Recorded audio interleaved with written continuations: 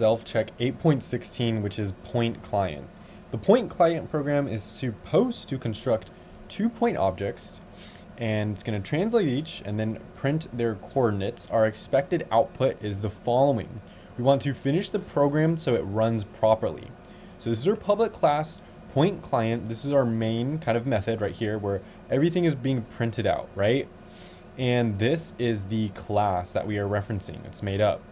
So let's actually look through this, right? So a point object represents a pair of XY coordinates. The point class must be submitted with our solution. Do not modify. So we're not modifying this. Let's just look at what it has here. We have public points X and Y. We have a public point right here. This is a constructor where we're going to be setting the location initially to 0, 0. So whenever this point class is called, notice how it has the same exact name. The location is set to 0, 0. Now, if we pass in parameters when we call the point class, then we are going to set our location to not be 0, 0. So essentially, if we have a point, this is like in our main method, right? When we make this, I don't think it's in here, but oh, it does want us to do this. Okay, so construct 2-point parameters. So let's actually do it in here. So inside of here, what we're gonna want is a point. We'll call this, since we want 2 parameters, one at 8.2 and one at 4.3.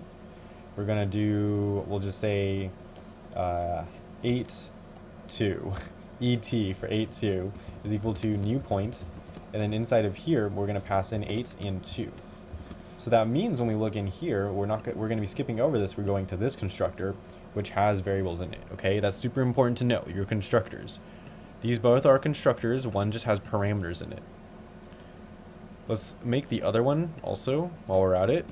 So point, and we're gonna call this one 4.3. So this is gonna be FT for 4.3. And this is going to be 4 and 3 like this. So let's look down here. We have public double distance from origin. So return the distance of a new point. So basically what's happening here, this is pretty cool. So we want to determine the distance from 0, 0. So what we're gonna do is we're gonna pass this into a distance method. And inside of our distance method, it's gonna be a little bit tricky. We want to pass in the new point, and this new point is just going to be a new object, which is this, 0, 0, right? And so currently XY is holding like 8.2, for example. It's holding 8.2. So what we're doing is we have X and Y equal to X minus the 0, because of the point origin, and then Y minus 0. Okay? And then we're going to just do this math right here. This is how we would return the distance formula. This is just a formula. So hopefully you understand this. If not, just hit the, I think, J button a couple times to go back and rewatch that section. Then we have getters. So I don't know why we exactly need getters, because these are public. Typically these would be private, so you can't modify them outside the class. But these are going to allow us to get our X and Y. And this is going to allow us to, if we want to, later modify our X and our Y. This modifies both X and Y, and this modifies just X and Y. These two. We have a toString, and then we also lastly have a translate, where we're passing in our dx, dy, and then we're just going to add these. So this is another way to modify it. So that's basically all the code that we have down here. Hopefully you understood all that, because this is actually a really good example that provides a good way a class can be written out with all these methods. So we have these right here. We want to display the 2-point object states. So let's do P1 is, we'll have ET, and we'll do P2 as FT. And actually, you might want to just change this to P1 and P2. These are just names, so we can change them pretty easily. So we have P1 here, and we have P2 here. Now we want to display P1 distance from the origin. So P1's distance from the origin is what? Well, let's go to the distance formula right here, double distance right here. We're going to want to return a double, and this is okay since we're in a system.out.println method. We can just print this. So distance, we're just going to pass in point P, right? And point P is our origin. So I believe all we need to do is use the distance and pass in 0, 0. We'll come back and look at this if that's incorrect. And then we want to translate P1 to 9.4 and translate P2 to 3.13. So what we're going to want to do here is we can either go down here, we can, oh, it wants us to do the translate. Okay, that's why it's specifically, because if we wanted to, we could set them, we could reset them, or we can use this method to translate. So basically we're going to add to our current right here. We know that currently we have 8 and 2, and we want it to be 9 and 4. So what we're going to do, all we're going to do, since this is a void method, we don't need to store it in anything. We're going to take the method name, which is translate.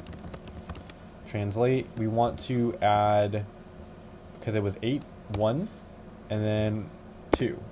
So that's going to make 8, 2 become 9, 4. And this line, and then the next one is basically the same thing. So translate, where I'm also missing a parenthesis right here. That's why it's doing that. Translate, and then we want this to be 3. So we'll pass in a -1, and then we have, yeah, it's 13, so we pass in a 10. And then we can end this line. And then we're just going to want to reprint our P1 and P2. Plus P1, and then plus P2. So let's see how that looks. Let's press submit. And then we have an error. Looks like because we need to append this.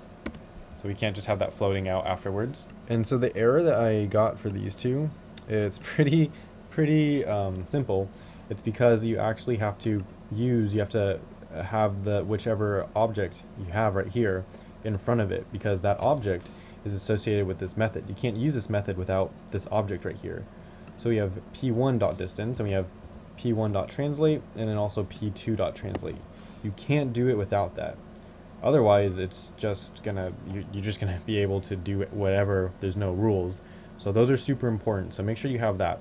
p1.distance, so that's gonna call the distance method through p1, and then p2.translate, and then p1.translate is gonna call the translate methods through those specific objects.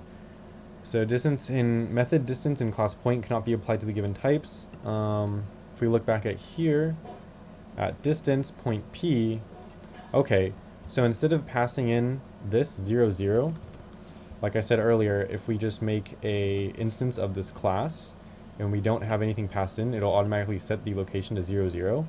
So all we need to do is pass in a new point like this. And that should solve our problem because we're passing in a new object or an instance. We passed 0, 0 test, so let's see the issue. So the first two lines look almost good. Let's see. So, oh, new point 4, 3. I put 4, 5. That might have been the entire issue. So let's submit it again. And we passed 1 out of 1 test. So that's how we would do it. I hope you understood it. If you have any questions, please feel free to leave them in the comments. I'll answer any of them as soon as I can. You're basically making 2 point objects here. You're passing in these parameters, you're printing them out using the distance method here. Make sure you have P1 or P2, whichever one you're referencing, and then you're just printing it again. And I hope I explained this as well. It's pretty tricky, but this is how you would create a class and all the methods inside of it. And that's it for this self-check problem.